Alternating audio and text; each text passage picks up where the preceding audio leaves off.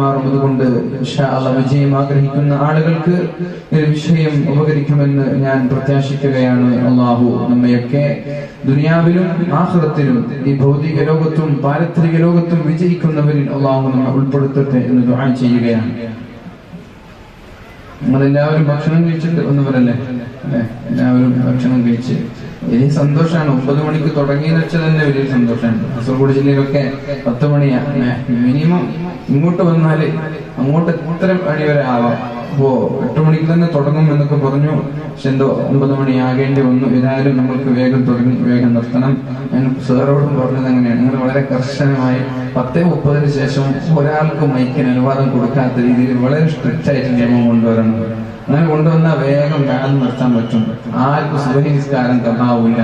ആരങ്ങോട്ടും ഇങ്ങോട്ടും അങ്ങാടികളിൽ റോഡ് സൈഡിലൊക്കെ ഇരുന്നിട്ട് സമയം കഴിഞ്ഞൊരവസ്ഥ ഉണ്ടാവില്ല. 8 മണിക്ക് രാവിലെ തുടങ്ങി 10:30 മണിയാകുമ്പോൾ അതൊക്കെ നിർത്തി വീട്ടിലെത്തുന്ന ഒരു സിസ്റ്റം നമ്മുടെ നാട്ടിലൊക്കെ വരണം. അത് നമ്മൾക്ക് വലിയൊരു നേട്ടമാണ്. കാരണം നമ്മുടെ ഉറക്കൊക്കെ ആവശ്യമില്ലാതെ ഒരുപാട് ഉറക്ക് നമ്മൾ ഇഷ്ടപ്പെടുത്തുകയാണ്. ഉറക്ക് നമ്മുടെ ആരോഗ്യത്തിന്റെ ഏറ്റവും പ്രധാനപ്പെട്ട ഘടകമാണ്. എല്ലാ ദിവസവും 2 മണിക്ക് 3 മണിക്കൊക്കെ ഉറങ്ങാന്ന് പറഞ്ഞാല് അത് ആരോഗ്യത്തിന് വലിയ ക്ഷീണമാണ്. നമുക്കിപ്പോ ചെറുപ്പമാകുമ്പോൾ അതൊന്നും അറിയില്ല. 40 വയസ്സൊക്കെ ആയാലാണ് ഇതിന്റെ ഹാങ് ഓവർ നമ്മൾ മനസ്സിലാക്കാൻ തുടങ്ങുക. അതുകൊണ്ട് ചെറുപ്പക്കാരും എല്ലാവരും ഒരു 10 മണിക്ക് വീട്ടിലെത്തി ഉറങ്ങുന്ന സംവിധാനം നമ്മളിൽ ഉണ്ടാവണം. അല്ലാഹു തൗഫീഖ് ചെയ്യട്ടെ. മഹാനായ ഹാത്തിമുൽ അസ്സം റളിയല്ലാഹു അൻഹുവിന്റെ ജീവിതത്തിൽ അദ്ദേഹം തന്റെ ഗുരുനാഥനോട് പറഞ്ഞ 8 രഹസ്യങ്ങളാണ്, വിജയമന്ത്രങ്ങളാണ് നമ്മൾക്കിവിടെ ഇന്ന് ചർച്ച ചെയ്യാനുള്ളത്. അല്ലാഹു തആല പരിശുദ്ധ ഖുർആനിലൂടെ നമ്മോട് പഠിപ്പിക്കുന്നുണ്ട്. ബിസ്മില്ലാഹിർ റഹ്മാനിർ റഹീം. യൗമ യഅതി ലാ തകല്ലമു നഫ്സുൻ ഇല്ലാ ബിഇദ്നിഹി ഫമിൻഹും ശഖിയ്യുൻ വസഈദ്.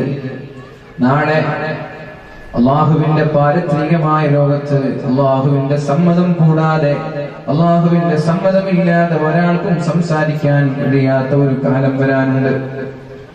اليوم نختم على أفواههم وتكلمنا أيديهم وتشهد أرجلهم بما كانوا يكسبون.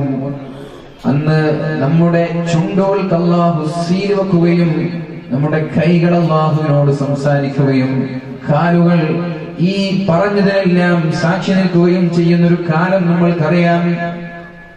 ചുണ്ടുകൾക്ക് അല്ലാഹു സീൽ വെച്ച് പൂട്ടിയിടുകയാണ്. അള്ളാഹുവിന്റെ സമ്മതമില്ലാതെ ഒരാൾക്കും സംസാരിക്കാൻ കഴിയാത്ത ലോകമാണത്. അള്ളാഹു പറയുന്നുണ്ട്, യൗമ യഅതി ലാ തകല്ലമു നഫ്സുൻ ഇല്ലാ ബിഇദ്നിഹി. അള്ളാഹുവിന്റെ സമ്മതമില്ലാതെ ഒരാൾക്കും ഒരു വാക്ക് പോലും സംസാരിക്കാൻ കഴിയില്ല. ഇന്ന് നമ്മൾ യാതൊരു നിയന്ത്രണമില്ലാതെ നമ്മുടെ വായിൽ തോന്നുന്നതൊക്കെ വിളിച്ചു പറയാറുണ്ട്. മറ്റുള്ളവരെ ആരോപിക്കുമ്പോഴും കുറ്റം പറയുമ്പോഴും യാതൊരു ചിന്തയോ ശ്രദ്ധയോ നമ്മൾക്കില്ല. وما يلفظ من قول إلا لديه رقيب عتيد. നമ്മുടെ ഒരു വാക്ക് പറയുമ്പോൾ നമ്മുടെ മുമ്പിൽ റഖീബും അതീദും ഉണ്ട് എന്നൊരു ചിന്ത നമ്മൾക്കുണ്ടാവണം. ഒരു വാക്ക് പറയുമ്പോൾ അതൊക്കെ എഴുതി വെക്കാനും അതൊക്കെ രേഖപ്പെടുത്താനും അള്ളാഹു നിശ്ചയിച്ച മാലാഖമാരുണ്ട് എന്നുള്ള ബോധം നമ്മൾക്കുണ്ടാവണം. ഇതിനെയൊക്കെ അള്ളാഹു നാളെ ചോദ്യം ചെയ്യുമെന്നുള്ള ബോധവും നമ്മൾക്കുണ്ടാവണം. ഇന്ന സമഅ والبصر والفؤاد كل أولئك كان عنه مسؤولا. നമ്മുടെ സംസാരം, നമ്മുടെ കേൾവി, നമ്മുടെ കാഴ്ച, നമ്മുടെ ഹൃദയത്തിലുള്ള ചിന്തകൾ എല്ലാം അല്ലാഹു നാളെ വ്യക്തമായി ചോദ്യം ചെയ്യും. ആ സമയത്ത് ഇതിന് മറുപടി പറയാതെ ഒരാൾക്കും രക്ഷപ്പെടാൻ കഴിയില്ല എന്ന് അല്ലാഹു പറയുമ്പോ അല്ലാഹു സുബ്ഹാനഹു വ തആല പറയുകയാണ്, അല്ലാഹുവിന്റെ സമ്മതമില്ലാതെ ഒരാൾക്കും സംസാരിക്കാൻ കഴിയാത്ത ഒരു ലോകം നമ്മളുടെ അടുത്തേക്ക് വരാനുണ്ട്. അവിടെ 2 വിഭാഗം ആളുകളാണുള്ളത്. ഫമിൻഹും ശഖിയ്യുൻ വസഈദ്. അവിടെ വിജയിയുണ്ട്, അവിടെ പരാജിതനുണ്ട്. ശഖിയ് എന്ന് പറഞ്ഞാൽ പരാജയപ്പെട്ടു പോയവൻ, സഈദ് എന്ന് പറഞ്ഞാൽ വിജയിച്ചവൻ. വിജയിയുണ്ട്, പരാജിതനുണ്ട്. നമ്മളൊക്കെ ആഗ്രഹിക്കുന്നത് വിജയിക്കാനാണ്, പരാജയപ്പെടാനല്ല. ദുനിയാവിലും ആഖിറത്തിലും വിജയിക്കണമെന്ന് ആഗ്രഹിക്കുന്ന പ്രാർത്ഥിക്കുന്നവരാണ് നമ്മളൊക്കെ. റബ്ബനാ ആതിനാ ഫിദ്ദുനിയാ ഹസനതൻ വഫിൽ ആഖിറതി ഹസനതൻ വഖിനാ അദാബന്നാർ. അല്ലാഹുവേ, ദുനിയാവിലും ആഖിറത്തിലും നീ ഞങ്ങൾക്ക് വിജയം താ അല്ലാഹ്. നമ്മുടെ പ്രാർത്ഥനയാണ്. ദുനിയാവിന് വിജയം വേണം, ആഖിറത്തിലും വിജയം വേണം. ചില ആളുകൾ ദുനിയാവ് മാത്രം ചോദിക്കുന്നവരുണ്ട്. ജനങ്ങളിൽ ചില ആളുകൾ അവർ ദുആ ചെയ്യുന്നുണ്ട്, റബ്ബനാ ആതിനാ ഫിദ് ദുനിയാ ഹസന, അല്ലാഹുവേ എന്റെ ദുനിയാവ് നീ ഉഷാറാക്കണം റബ്ബേ, എന്റെ ദുനിയാവ് നീ വിജയത്തിലാക്കണം അല്ലാഹ് എന്നിങ്ങനെ ദുനിയാവിന് വേണ്ടി മാത്രം ദുആ ചെയ്യുന്ന ആളുകളുണ്ട്, പ്രാർത്ഥിക്കുന്ന ആളുകളുണ്ട്. അല്ലാഹു പറയാണ്, അത്തരം ആളുകൾക്ക് ആഖിറത്തിൽ യാതൊരു സ്ഥാനമില്ല, അല്ലാഹു അവരെ പരിഗണിക്കുകയേ ഇല്ല എന്ന്. വമാ ലഹു ഫിൽ ആഖിറതി മിൻ ഖലാഖ്, അല്ലാഹു അവരെ ശ്രദ്ധിക്കുകയേ ഇല്ല എന്ന് പരിശുദ്ധ ഖുർആൻ. എന്നാൽ ജനങ്ങളിൽ ചില ആളുകൾ വമിനൻ നാസി മൻ യഖൂൽ ربنا آتنا في الدنيا حسنة وفي الآخرة حسنة وقنا عذاب النار. الله ദുനിയാവിലും ആഖിറത്തിലും വിജയം അല്ലാഹ്. ഈ ദുആ ചെയ്യുന്ന ആളുകൾക്ക് അല്ലാഹു ആഖിറത്തിലും ദുനിയാവിലും അതിന്റെ ഓഹരി നൽകുമെന്ന് പരിശുദ്ധ ഖുർആൻ നമ്മോട് പഠിപ്പിക്കുന്നുണ്ട്. അപ്പോൾ അതുകൊണ്ട് നമ്മൾ എന്ത് ദുആ ചെയ്യണം? അല്ലാഹുവിനെ ദുനിയാവിലും വിജയത്തിലാക്കുക, ആഖിറത്തിലും വിജയത്തിലാക്കുക. ആഖിറത്തിൽ മാത്രം വിജയത്തിലാക്കി ദുനിയാവിൽ ഒരുപാട് കഷ്ടപ്പെട്ടിട്ട് കാര്യമുണ്ടോ? ദുനിയാവ് വളരെ പ്രയാസം, എങ്ങനെയൊക്കെ തട്ടിമുട്ടി ജീവിച്ച് ആഖിറത്തിൽ രക്ഷപ്പെടും. ആഖിറത്തിൽ വലിയ ഉപകാരമാണ്. നമ്മൾക്ക് രണ്ട് സ്ഥലത്തും വിജയിച്ചാൽ അത് വലിയ നേട്ടമല്ലേ? ഇവിടെയും ഖൈർ അവിടെയും ഖൈർ, വലിയ സുഖമല്ലേ? ഇവിടെ പ്രയാസപ്പെട്ടാൽ അവിടെ രക്ഷപ്പെടുമെന്ന് ഉറപ്പാണ്. ഇവിടെ അല്ലാഹുവിന് വേണ്ടി നമ്മുടെ വിലപ്പെട്ട സമയങ്ങളെ അല്ലാഹുവിന് വേണ്ടി ചെലവഴിക്കാൻ നമ്മൾ തയ്യാറായാൽ അവിടെ വിജയിക്കുമെന്ന് ഉറപ്പ് തന്നെയാണ്. എന്നാൽ ദുനിയാവിലും വിജയം ആഖിറത്തിലും വിജയം, രണ്ട് ലോകത്തും ഇരു ലോകത്തും വിജയിച്ചാൽ അതല്ലേ നമ്മൾക്ക് ഖൈർ. അതുകൊണ്ട് അല്ലാഹുവിനോട് ദുനിയാവിലും ആഖിറത്തിലും വിജയിക്കാൻ വേണ്ടി നമ്മൾക്ക് ദുആ ചെയ്യാം. അല്ലാഹു തൗഫീഖ് നൽകട്ടെ. വല്ലദീന ഹും ലിസ്സകാത്തി ഫാഇലൂൻ. സകാത്തിന്റെ കാര്യം പറയുമ്പോൾ അല്ലാഹു സുബ്ഹാനഹു വ തആല പറയുന്നത് സകാത്ത് ചെയ്യുന്ന ആളുകൾ എന്ന്. അഥവാ ഒരുപാട് ബിസിനസ്സുകൾ നടത്തി സമ്പാദ്യങ്ങൾ ഉണ്ടാക്കണമെന്നാണ് ഇസ്ലാം പറയുന്നത്. സകാത്ത് ഉള്ളതിൽ നിന്ന് കൊടുക്കണമെന്നില്ല. സകാത്ത് ഒരുപാട് അധ്വാനിച്ച് ബിസിനസ് നടത്തി സമ്പാദ്യങ്ങൾ ഒരുമിച്ച് കൂട്ടി അതിൽ നിന്ന് പാവപ്പെട്ടവർക്ക് സകാത്ത് കൊടുക്കണം. അത് ഖൈറല്ലേ? അത് ഖൈറല്ലേ? പൈസ വേണ്ടാന്ന് ആഗ്രഹിക്കേണ്ട, പൈസ വരട്ടെ. അല്ലാഹു നമുക്ക് ഇഷ്ടം പോലെ മുതൽ തരട്ടെ. എന്തിപ്പോ തന്നാൽ പ്രശ്നം? അത് ഖൽബിലേക്ക് കയറ്റാതെ നമ്മുടെ കൈകളിൽ വെക്കാൻ നമ്മൾക്ക് കഴിയണം. സമ്പത്ത് ഖൽബിലേക്ക് കയറ്റിയവൻ കൊടുക്കാൻ മടിയന്മാരായിരിക്കും, അവർ കൊടുക്കൂല. ഹൃദയത്തിലേക്ക് കയറ്റാൻ നമ്മുടെ കൈകളിൽ വെക്കാം.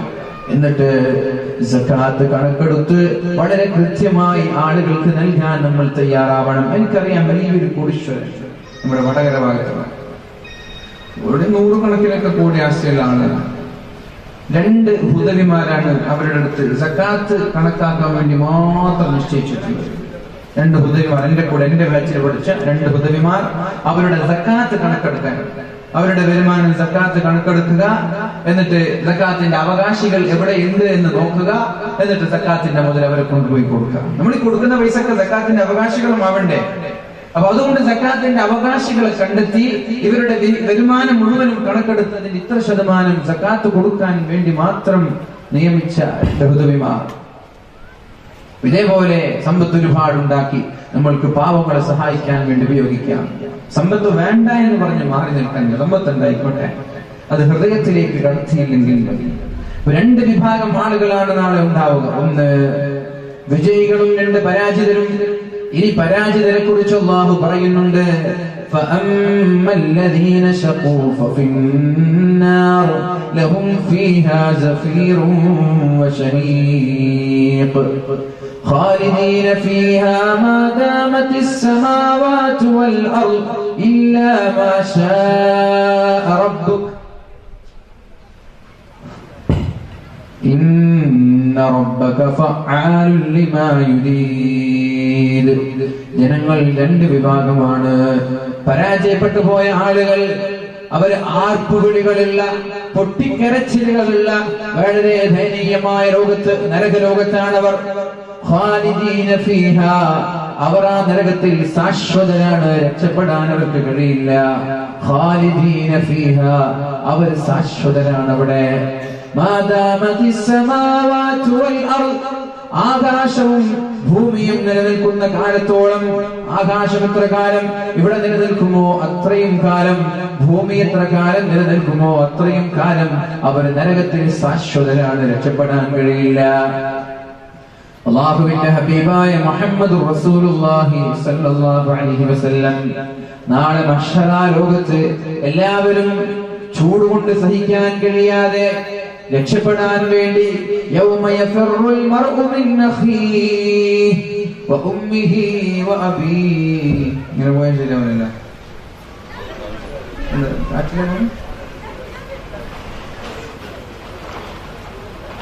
يوم يفر المرء من أخيه وأمه وأبيه وصاحبته وبنيه.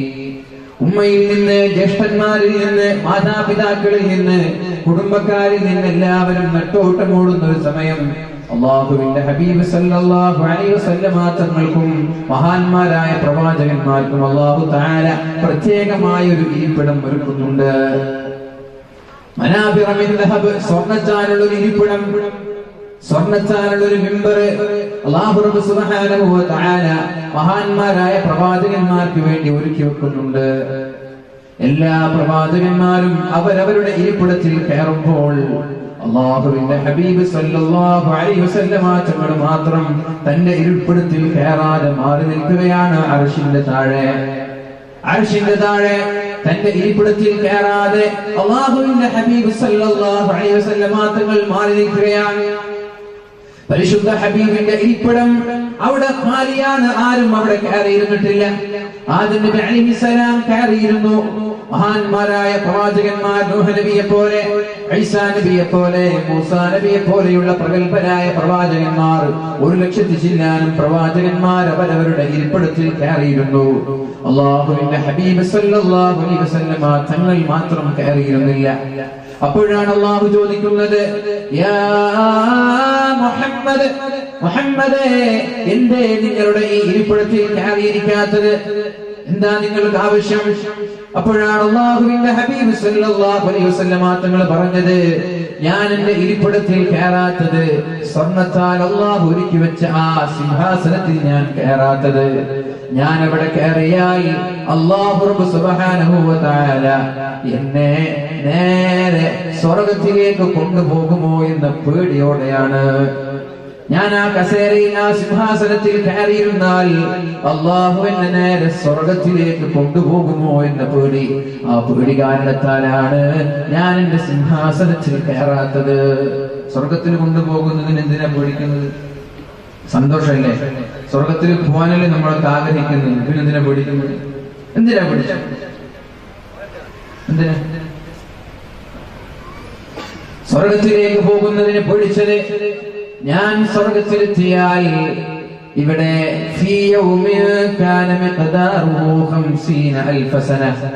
ഒരു ദിവസം തന്നെ 50,000 വർഷത്തിന്റെ ദൈർഘ്യമുള്ള ഭയാനകമായ ഈ മഹ്ശറ ലോകത്ത് എന്റെ സമുദായം അനാഥരാകുമല്ലോ എന്ന പേടിയാണ്. ഞാൻ പോയാൽ എന്റെ ഉമ്മത്തിന്റെ കാര്യം ആരാ നോക്കുക? എന്റെ ഉമ്മത്തിനെ ആരാണ് നിയന്ത്രിക്കുക? എന്റെ ഉമ്മത്ത് ഈ ശക്തമായ ചുട്ടുകൊള്ളുന്ന മഹ്ശറ ലോകത്ത് പ്രയാസപ്പെടുമ്പോൾ ആരാണ് അവർക്ക് വേണ്ടി റെക്കമെൻഡ് ചെയ്യുക? ആരാണ് അവർക്ക് വേണ്ടി ശഫാഅത്ത് ചെയ്യുക? ആരാണ് അവർക്ക് വേണ്ടി അല്ലാഹുവിനോട് നിരന്തരമായി ആവശ്യപ്പെടുക, ശുപാർശ ചെയ്യുക? എന്നെ ഈ സ്വർഗ്ഗത്തിലേക്ക് കൊണ്ടുപോകുമോ എന്ന് പേടിയാൽ ഞാൻ കയറിയില്ല. ഞാൻ പറയാൻ തുടങ്ങി, ഉമ്മച്ചി, ഉമ്മച്ചി, എന്റെ സമുദായമേ, എന്റെ സമുദായമേ.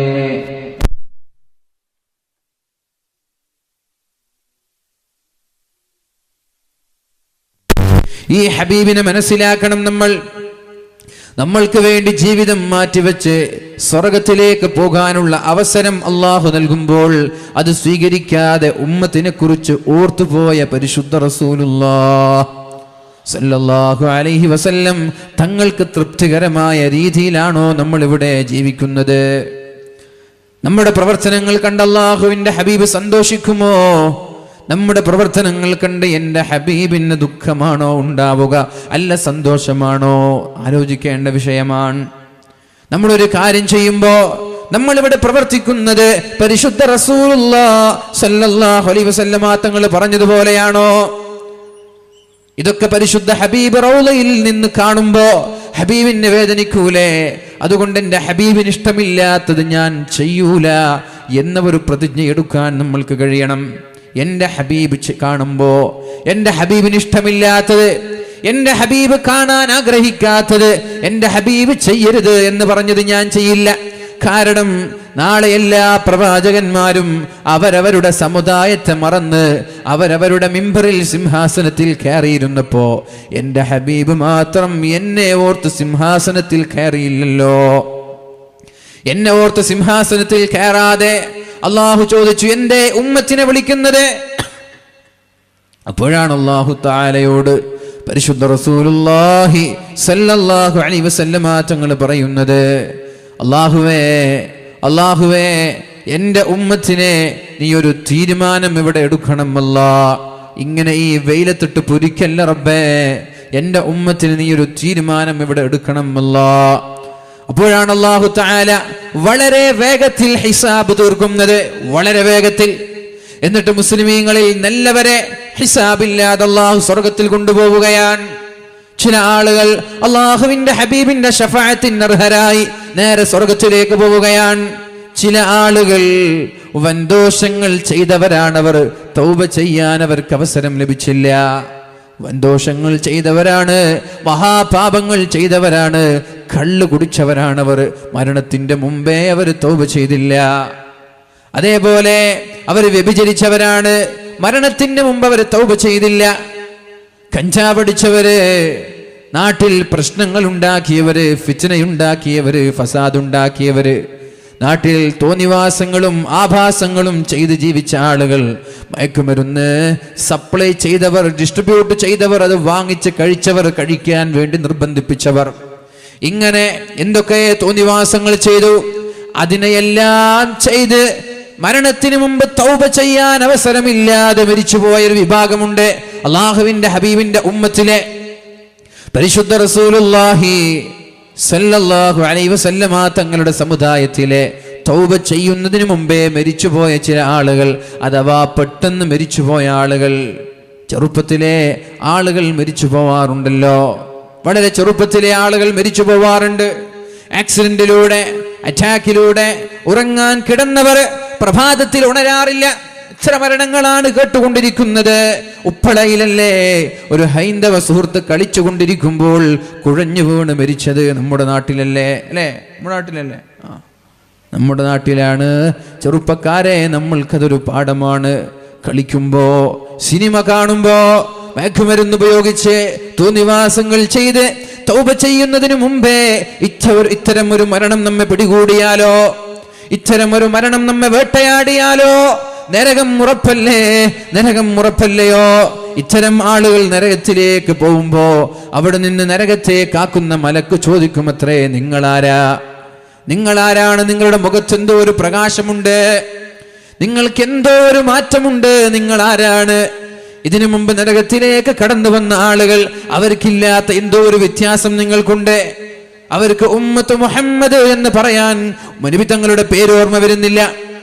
അപ്പോഴാണ് അവർ പറയുന്നത്, നഹ്നു മിമ്മൻ ഉൻസില ഫീഹിമുൽ ഖുർആൻ, ഞങ്ങളിലേക്കാണ് അല്ലാഹു തആല ഖുർആൻ ഇറക്കിയത്.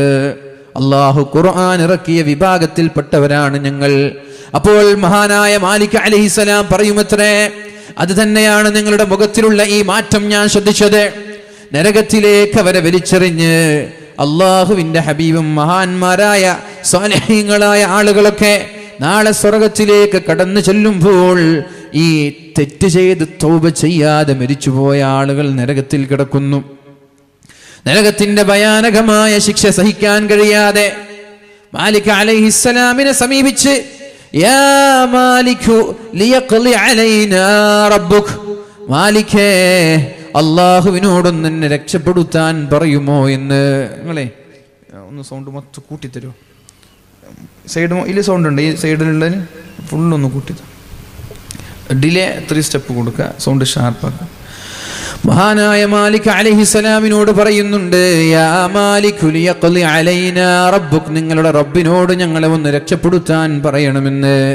ഖദ് സാല മിന്നസ് സ്വദീദ്, ഞങ്ങളുടെ ചീഞ്ചലങ്ങൾ ഇങ്ങനെ ഒഴുകാൻ തുടങ്ങി, ഞങ്ങളുടെ ചർമ്മങ്ങൾ പഴുക്കാൻ തുടങ്ങി, ഞങ്ങളുടെ എല്ലുകൾ ദ്രവിക്കാൻ തുടങ്ങി, ഞങ്ങളുടെ ഹൃദയം കരിഞ്ഞുപോയി, ഞങ്ങളുടെ ശരീരം കരിഞ്ഞുപോയി, ഒന്ന് രക്ഷപ്പെടുത്താൻ നിങ്ങളുടെ റബ്ബിനോട് പറയുമോ എന്ന് നരകാവകാശികൾ അഥവാ ഉമ്മത്ത് മുഹമ്മദ് സല്ലല്ലാഹു അലൈഹി വസല്ലം പറയുമ്പോ മഹാനായ മാലിക് അലൈഹിസ്സലാം അവരോട് പറയുമത്രേ, നിങ്ങൾ ഇവിടെ കരഞ്ഞിട്ട് കാര്യമില്ല. ഈ കരച്ചിൽ ദുനിയാവിൽ വെച്ച് കരഞ്ഞിരുന്നെങ്കിൽ നിങ്ങൾ ഇന്ന് നരകത്തിൽ വീഴാതെ രക്ഷപ്പെടുമായിരുന്നില്ലേ?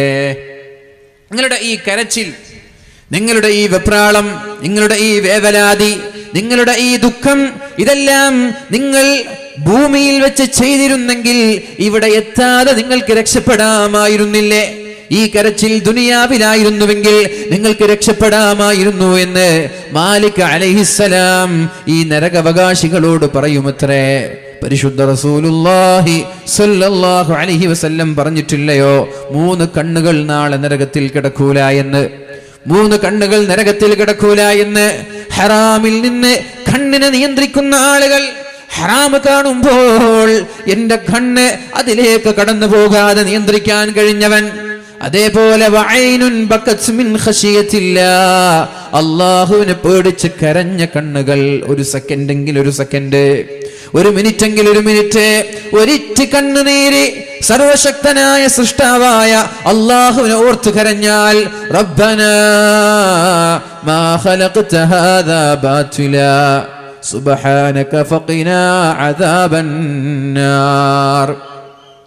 إن في خلق السماوات والأرض واختلاف الليل والنهار لآيات لأولي الألباب الذين يذكرون الله قياما وقعودا وعلى جنوبهم ويتفكرون في خلق السماوات والأرض ربنا ما خلقت هذا باطلا سبحانك فقنا عذاب النار. ദുനിയാവിന്റെ സൃഷ്ടിപ്പിനെ കുറിച്ച് ഓർത്തത്ഭുതപ്പെടുന്ന ആളുകൾ, ആകാശങ്ങളെ കുറിച്ച്, ഭൂമിയെ കുറിച്ച്, അള്ളാഹു നൽകുന്ന അനുഗ്രഹങ്ങളെ കുറിച്ച്, രാപ്പകലുകളുടെ വ്യത്യാസങ്ങളെ കുറിച്ച്, രാത്രിയാകുന്നു, രാവിലെയാകുന്നു, പ്രഭാതമാകുന്നു, പ്രദോഷമാകുന്നു, ഇതിലൊക്കെ നമ്മൾക്ക് പാഠമില്ലയോ? രാത്രിയാകുന്നത്, രാവിലെയാകുന്നത്, ചന്ദ്രൻ വരുന്നത്, സൂര്യൻ വരുന്നത്, ഇതിലൊക്കെ നമ്മൾക്ക് പാഠമില്ലയോ? ഇതിനെക്കുറിച്ച് ആലോചിക്കുന്ന ആളുകൾ എന്നിട്ട് പറയാണ്, അള്ളാഹുവിനെ കുറിച്ച് ആലോചിച്ചിട്ട്, റബ്ബനാ മാ ഖലഖത ഹാദാ ബാതിലാ, അല്ലാഹുവേ ഇതൊന്നും നീ വെറുതെ സൃഷ്ടിച്ചതല്ലല്ലോ റബ്ബേ, അതുകൊണ്ട് നീ ഞങ്ങളെ നരകത്തിൽ നിന്ന് കാക്കണേ. ഈ ആയത്ത് ഓതി അല്ലാഹുവിന്റെ ഹബീബ് ഒരു ദിവസം മുഴുവനും കരഞ്ഞുപോയിട്ടുണ്ട്. ഇശാ നിസ്കാരം കഴിഞ്ഞ് ആയിഷ ബീവിയോട് ചോദിച്ചതാണ്, ആയിഷ ഇന്ന് രാത്രി ഞാൻ നിസ്കരിക്കട്ടെ, നിസ്കരിക്കാൻ എനിക്ക് സമ്മതം തരുമോ എന്ന് ആയിഷ ബീവിയോട് ചോദിച്ചപ്പോ മഹദിയായ ആയിഷ ബീവി റളിയല്ലാഹു അൻഹ മറുപടി പറഞ്ഞത്, യാ റസൂലല്ലാഹ്, അല്ലാഹുവിന്റെ ഹബീബേ, അങ്ങ് എന്റെ കൂടെ, എന്റെ പുതപ്പിൽ, എന്റെ വിരിപ്പിൽ എന്റെ കൂടെ കിടക്കണമെന്നാണ് ഞാൻ ആഗ്രഹിക്കുന്നത്. ഇനി അങ്ങേക്ക് ഇഷ്ടം നിസ്കരിക്കാനാണെങ്കിൽ അങ്ങയുടെ ഇഷ്ടം പോലെ ഞാനും തീരുമാനിച്ചു, എന്റെ ഇഷ്ടവും അത് തന്നെയാണ്. അഥവാ എന്റെ ഇഷ്ടം അങ്ങയുടെ ഇഷ്ടത്തിന് വേണ്ടി ഞാൻ മാറ്റിവെക്കുകയാണ്. ഭാര്യമാർ അങ്ങനെയും ചെയ്യാം. എൻ്റെ ഇഷ്ടം അത് തന്നെ കേൾക്കണമെന്ന് വാശി പിടിക്കണ്ട, ഞാൻ ഇഷ്ടപ്പെട്ടത് അത് തന്നെ വേണമെന്ന് വാശി പിടിക്കണ്ട. കുറച്ച് ഭർത്താവിൻ്റെ ഇഷ്ടത്തിന് എനിക്കും വഴങ്ങിക്കൊടുക്കാലോ, തിരിച്ചങ്ങോട്ടും വൈസാവേഴ്സ രണ്ടുപേരും. ആയിഷ ബീവിയോട് ചോദിച്ചു ഞാൻ, അങ്ങനെ അത് വേറെ വിഷയമാണ്, അത് വേറെ വിഷയമാണ്. രാത്രി ഈ തെണ്ടിത്തിരിഞ്ഞ് നടക്കുന്ന ഭർത്താക്കന്മാരോടുള്ള വിഷയമാണത്. കല്യാണം കഴിഞ്ഞാൽ പിന്നെ ഇങ്ങനെ ക്ലബിലും ബസ് സ്റ്റാൻഡിൽ ഇരിക്കരുത്, ഉപ്പടയിലും ടൗണിലും പോയിരിക്കരുത്. വേഗം വീട്ടിൽ വന്നിട്ട് ഭാര്യമാരുടെ കൂടെ, മക്കളുടെ കൂടെ ചിലവഴിക്കണം. നബിതങ്ങൾ ഒരു രാത്രി നിസ്കരിക്കാൻ വേണ്ടിയിട്ട് സമ്മതം ചോദിക്കുകയാണ്. ആരോട്? ഭാര്യയോട്. ഞാൻ നിസ്കരിക്കട്ടെ, റൂമിലുണ്ട്, കൂടെയുണ്ട്, ഇന്നെനിക്ക് നിന്റെ കൂടെ കിടന്നുറങ്ങാതെ നിസ്കരിക്കാൻ സമ്മതം തരുമോ? നമ്മൾ മൊബൈൽ ഫോണിൽ കളിക്കാൻ സമ്മതം ചോദിക്കേണ്ടപ്പോൾ കൂടെ കിടന്നിട്ട് മൊബൈൽ ഫോണിൽ വാട്സപ്പിൽ കളിക്കാൻ, ഫേസ്ബുക്കിൽ കളിക്കാൻ, അല്ലെങ്കിൽ ക്ലബ്ബിൽ പോയതാണ്, ചങ്ങാതിമാരുടെ കൂടെ കളി കാണാൻ പോയതാണ്, ഫുഡ് അടിക്കാൻ പോയതാണ്. ഈ സമയത്തൊക്കെ വിളിച്ചിട്ട് ഭാര്യമാരോട് സമ്മതം ചോദിക്കാറുണ്ടോ? അല്ല, ഞാൻ ഇന്ന് ഭക്ഷണം കഴിച്ചിട്ട് വരാട്ടോ. നേരത്തെ പറയൂ, ഇല്ല. ഭാര്യ വിളിക്കും, ചോറ സ്വസ്ഥത തരൂല, എന്നിട്ട് ഫോൺ എടുക്കും, ഞാൻ ഇന്ന് വരൂല, ഞാൻ വേറെ, ഞാൻ പുറത്താണ്. ഇങ്ങനെയൊക്കെ ദേഷ്യപ്പെടുന്ന ആളുകളല്ലേ ഭൂരിഭാഗം ആളുകളും. ഇത് ചെയ്യാൻ പാടുണ്ടോ? ഇത് ചെയ്യാൻ പാടുണ്ടോ? സത്യത്തിൽ നമ്മൾ ചെയ്യുന്നത് മഹാപാപമാണ്. കല്യാണം കഴിഞ്ഞ ആളുകൾ പ്രത്യേകിച്ച്. ഇനി കല്യാണം കഴിയാത്ത ആളുകൾക്ക് ലൈസൻസ് അല്ല, അവർ ഇഷാ കഴിഞ്ഞാൽ പിന്നെ വീട്ടിലെത്തണം. അങ്ങനെയാണ് നമ്മുടെ സിസ്റ്റം, അങ്ങനെയാണ്. നമ്മുടെ അനൂപ് സർ ആ വിഷയം സൂചിപ്പിക്കാൻ വരെ പറഞ്ഞിട്ടുണ്ട്. ഉമ്മമാർക്ക് എന്തേ നമ്മുടെ മക്കൾ ഒരു 8 മണിക്ക് ഇഷാ നിസ്കാരം കഴിഞ്ഞാൽ വീട്ടിലേക്ക് എത്തിക്കാൻ എന്തേ നമ്മുടെ രക്ഷിതാക്കൾക്ക് കഴിയാത്തത്? അതെന്ത് സാധിക്കാത്ത? കുറച്ച് വലുതായി താടി മിഷൊക്കെ വന്ന പിന്നെ പറഞ്ഞാൽ കേൾക്കൂല. ശരിയാണ്, ഒരു 10-15 വയസ്സ് വരെ നമ്മുടെ നിയന്ത്രണത്തിലുണ്ടാവൂലേ? അവരെ നിയന്ത്രിക്കാൻ നമ്മൾക്ക് കഴിയൂലേ? ഇശാ നിസ്കാരത്തിന് പള്ളിയിൽ പോയിട്ട് തിരിച്ചു വരുന്നില്ലെങ്കിൽ പള്ളി കേൾക്കണ്ട, വീട്ടിൽ നിസ്കരിച്ചോട്ടെ, അങ്ങനെ ആ ഖൈർ മതി, വീട്ടിൽ നിസ്കരിച്ച കൂലി മതി. ഇശാ നിസ്കരിക്കാൻ പള്ളിയിൽ പോയ മക്കൾ സമയത്തിന് വീട്ടിലേക്ക് വരുന്നുണ്ടെങ്കിൽ അവരെ പള്ളിക്ക് വിടണ്ട. മഗ്രിബ് നിസ്കരിക്കാൻ പോയിട്ട് ക്ലബ്ബിലിരിക്കാൻ, എന്നാൽ പള്ളിക്ക് മഗ്രിബിന് വിടണ്ട, വീട്ടിൽ വെച്ച് നിസ്കരിപ്പിച്ചാൽ മതി. അതാണ് അതിൻ്റെ ഖൈർ. ഇങ്ങനെ പള്ളി ഖൈറാണെന്ന് വിചാരിച്ച് വേറൊരു തെറ്റിലേക്ക് കൊണ്ടുപോയി എത്തിക്കരുത്. നമ്മുടെ മക്കൾ ചെറുപ്പത്തിൽ തന്നെ, ഉമ്മമാരെ വളരെ ശ്രദ്ധയോടെ ശ്രദ്ധിക്കണം. രക്ഷിതാക്കൾ, ഉപ്പന്മാരൊക്കെ വളരെ ശ്രദ്ധയോടെ ശ്രവിക്കേണ്ട ഒരു വിഷയമാണ്. നമ്മൾ ചെറുപ്പത്തിലെ അവരെ നമ്മൾ നിയന്ത്രിച്ചു കൊണ്ടുവരണം. ചെറുപ്പത്തിൽ അലഞ്ഞു തിരിയാൻ അവരെ വിടുകയും എന്നിട്ട് പെട്ടെന്നൊരു നിയന്ത്രണം അതവർക്ക് അംഗീകരിക്കാൻ കഴിയില്ല. ഒരു 18 വയസ്സായപ്പോൾ നാട്ടുകാരൊക്കെ പറയാൻ തുടങ്ങി, അല്ല ബാത്തുങ്ങളെ മോനല്ലേ എങ്ങനെയൊക്കെ കേൾക്കുന്നത്. അന്ന് മുതൽ സ്ട്രിക്റ്റ് ആയാൽ കേൾക്കാൻ കഴിയില്ല. അതുകൊണ്ട് വളരെ ചെറുപ്പത്തിൽ തന്നെ 7 വയസ്സ് മുതൽ തന്നെ നമ്മുടെ മക്കളെ ക്ലബ്ബുകളിലേക്ക് പറഞ്ഞേക്കാതെ, ബസ് സ്റ്റാൻഡിലേക്കും പീടികച്ചുണ്ടയിലേക്കും റോഡ് സൈഡിലുള്ള കട്ടകളിലേക്കും ഇരിക്കാൻ വേണ്ടി പെർമിഷൻ കൊടുക്കാതെ അവരെ വീട്ടിലേക്ക് വിളിച്ച് 10 മണിക്ക് ശേഷം 9 മണിക്ക് ശേഷം ഇശാ നിസ്കാരം കഴിഞ്ഞാൽ ഒരു 10-15 മിനിറ്റ് സമയം കൊടുത്ത് വൈകി വരുന്ന ആളുകളെ ഒരു കാരണവശാലും വീട്ടിലേക്ക് അടുപ്പിക്കാതിരിക്കാനുള്ളൊരു ചങ്കൂറ്റം നമ്മൾ കാണിക്കണം. പോട്ട്, അങ്ങനെയുള്ള മക്കൾ പോയിക്കോട്ടെ, നമുക്ക് ഉണ്ടായിട്ട് എന്താ കാര്യം? പറഞ്ഞ കേൾക്കാത്ത മക്കൾ നമുക്ക് ഉണ്ടായിട്ട് എന്താ കാര്യം? അവരെ തീറ്റിപ്പോറ്റിട്ട് എന്താ കാര്യം? ഈ തീറ്റിപ്പോറ്റി ഇവർ നമ്മൾക്കെതിരെ സാക്ഷി നിൽക്കൂലേ നാളെ മഹ്ശറയിൽ? അതുകൊണ്ട് അവരെ കൂടെ നിർത്തുക, ചെറുപ്പത്തിൽ തന്നെ കൂടെ നിർത്തുക.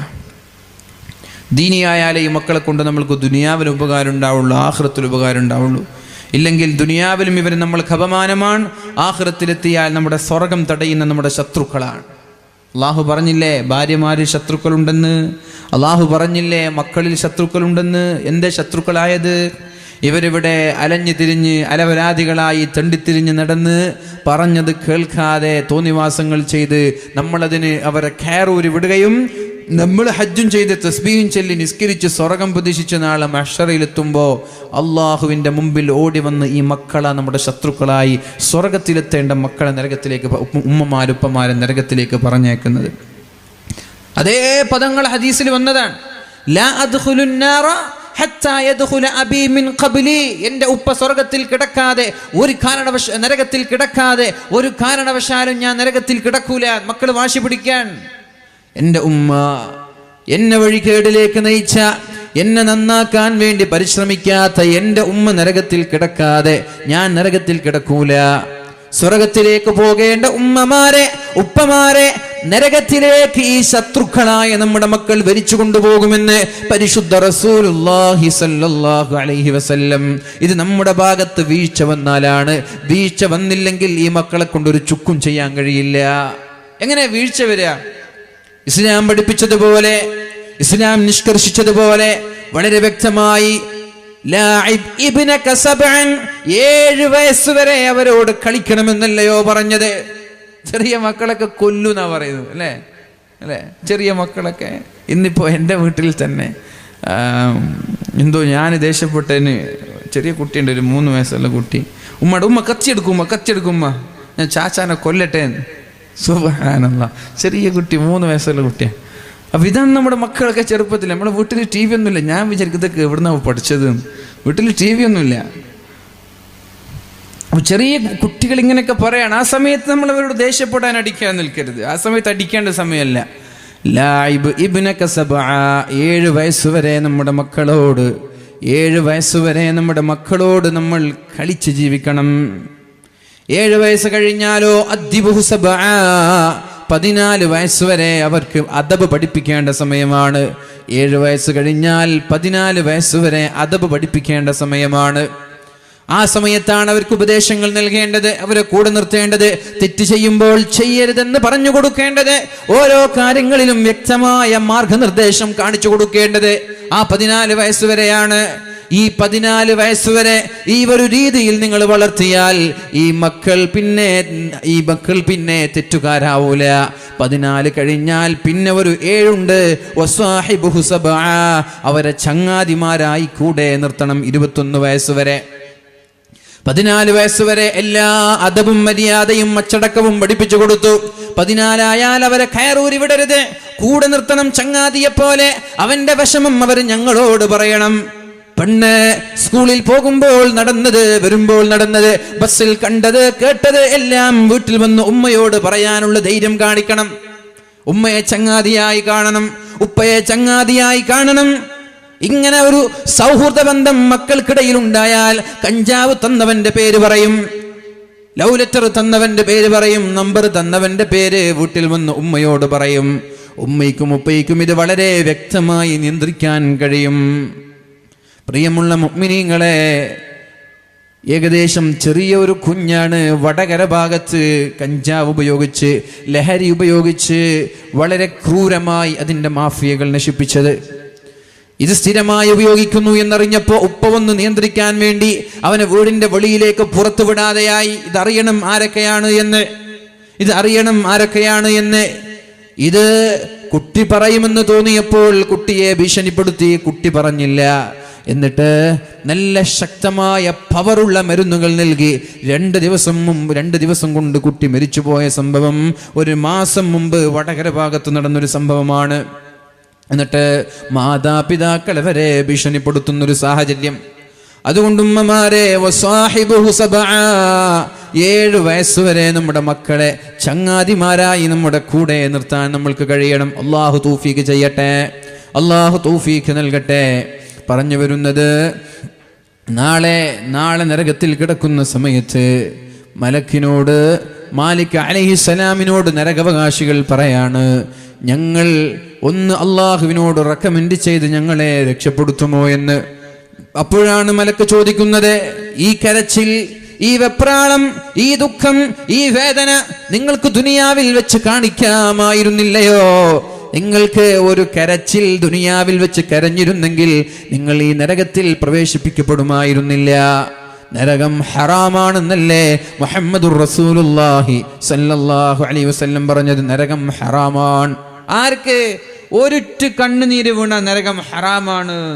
ഒരിറ്റ് കണ്ണുനീര് മതി. റബ്ബിനെ പേടിച്ച്, സർവശക്തനായ ഇലാഹായ അള്ളാഹുവിനെ പേടിച്ച്. അള്ളാഹുവിന്റെ ഹബീബ് സല്ലല്ലാഹു അലൈഹി വസല്ലം രാത്രി മുഴുവനും കരഞ്ഞുപോയത് ഈ ആയത്തിനെ ഓർത്തിട്ടാണ്. ആയിഷ ബീബി റളിയല്ലാഹു അൻഹയോട് ചോദിച്ചു, ആയിഷ, ഞാൻ ഇന്ന് നിസ്കരിക്കട്ടെ? ആയിഷ ബീബി പറഞ്ഞു, നിങ്ങൾ എൻ്റെ കൂടെ, എൻ്റെ പുതപ്പിൽ കൂടെ വേണമെന്നാണ് എൻ്റെ ആഗ്രഹം. നിങ്ങളുടെ ഇഷ്ടം നിസ്കാരമാണെങ്കിൽ അത് തന്നെയാണ് എൻ്റെ ഇഷ്ടമാക്കി ഞാൻ മാറ്റുകയാണ്. കരയാൻ തുടങ്ങി മുത്തു റസൂലുള്ളാഹി സല്ലല്ലാഹു അലൈഹി വസല്ലം. സുബഹി നിസ്കാരത്തിന്റെ സമയത്ത് ബിലാൽ തങ്ങൾ ബാങ്ക് വിളിക്കാൻ വേണ്ടി അള്ളാഹുവിന്റെ ഹബീബിന്റെ സമീപത്തേക്ക് കടന്നു വന്നപ്പോ ഹബീബ് ഇരുന്നിട്ട് കരയുകയാണ്. യാ റസൂലല്ലാഹ്, അള്ളാഹുവിന്റെ ഹബീബേ, മുത്തുനബിയെ, ഞാൻ ചോദിക്കട്ടെ, അള്ളാഹു നിങ്ങൾക്ക് കഴിഞ്ഞതും വരാനിരിക്കുന്നതും പുറത്തു തന്നില്ലയോ? പിന്നെ നിങ്ങൾ എന്തിനാണ് ഇങ്ങനെ കരയുന്നത്? അപ്പോഴാണ് പരിശുദ്ധ ഹബീബ് പറഞ്ഞത്, ബിലാലെ, അതല്ല പ്രശ്നം. ഇന്നലെ രാത്രി എനിക്കൊരു ആയത്തിറങ്ങുകയുണ്ടായി. ഇന്ന ഫീ ഖൽഖിസ് സമാവാതി വൽ അർള് വഖ്തിലാഫിൽ ലൈലി വന്നഹാർ ലആയാതിൻ ലിഉലിൽ അൽബാബ്. ആകാശങ്ങളെയും ഭൂമിയെയും അല്ലാഹു സൃഷ്ടിച്ചതിൽ ചിന്തിക്കുന്ന ബുദ്ധിയുള്ള ആളുകൾക്ക് ഒരുപാട് ദൃഷ്ടാന്തമുണ്ട്. ആരാണ് ബുദ്ധിയുള്ളവർ? അല്ലദീന യദ്കുറൂനല്ലാഹ ഖിയാമാ, നിന്നുകൊണ്ട്, വഖുഊദൻ, ഇരുന്നുകൊണ്ട് അല്ലാഹുവിനെ ഓർക്കുന്ന ആളുകളാണവർ. അല്ലദീന യദ്കുറൂനല്ലാഹ ഖിയാമൻ വഖുഊദൻ വഅലാ ജുനൂബിഹിം കിടന്നുകൊണ്ടും അവർ അള്ളാഹുവിനെയാണ് ഓർക്കുന്നത്. എന്നിട്ട് ആകാശങ്ങളെ കുറിച്ച്, രാത്രിയെ കുറിച്ച്, പകലിനെ കുറിച്ച് ആലോചിച്ചവര് പറയുന്നത്, റബ്ബനാ, ഞങ്ങളുടെ റബ്ബേ, മാ ഖലഖ്ത ഹാദാ ബാതിലാ, അല്ലാഹുവേ ഇതൊന്നും നീ വെറുതെ സൃഷ്ടിച്ചതല്ലല്ലോ. ഈ ആയത്ത് ഓതുമ്പോൾ ഇതിനെക്കുറിച്ച് ആലോചിക്കാത്തവൻ